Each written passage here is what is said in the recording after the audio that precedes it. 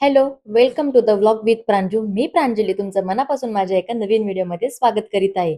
खूप आहे ना कमेंट येत होत्यात, की ताई तुझं मॉर्निंग रुटीन, डेली रुटीन आमच्यासोबत शेअर कर.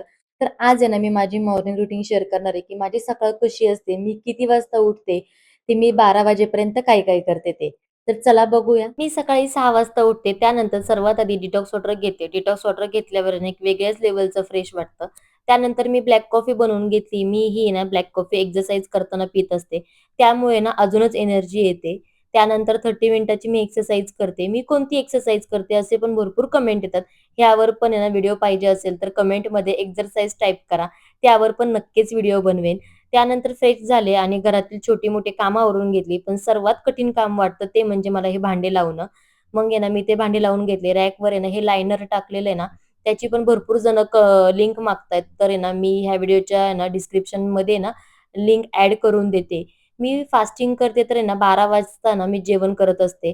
आज आहे ना मी ओट्सचा चिला बनवणार होते. त्यासाठीच भरपूर असं पनीर घेतलंय, टोमॅटो आणि कांदा पण बारीक चिरून घेतला. मग पनीर किसून घेतलेलं आहे हे. मी ओट्सची पावडर करून घेतली आहे. तुमच्या अंदाजे तुम्ही किती पावडर लागते तेवढी घेऊ शकता.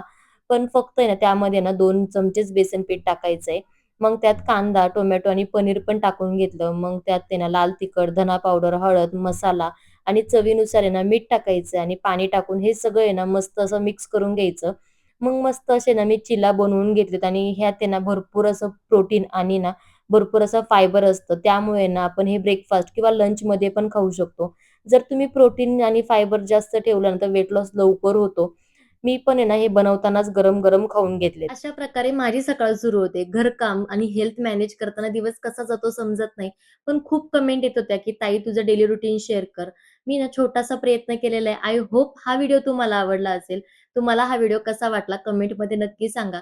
आणि जर व्हिडिओ आवडला असेल तर लाईक, शेअर आणि सबस्क्राईब करायला अजिबात विसरू नका. चला पुन्हा भेटू नेक्स्ट व्हिडिओमध्ये. तोपर्यंत बाय बाय.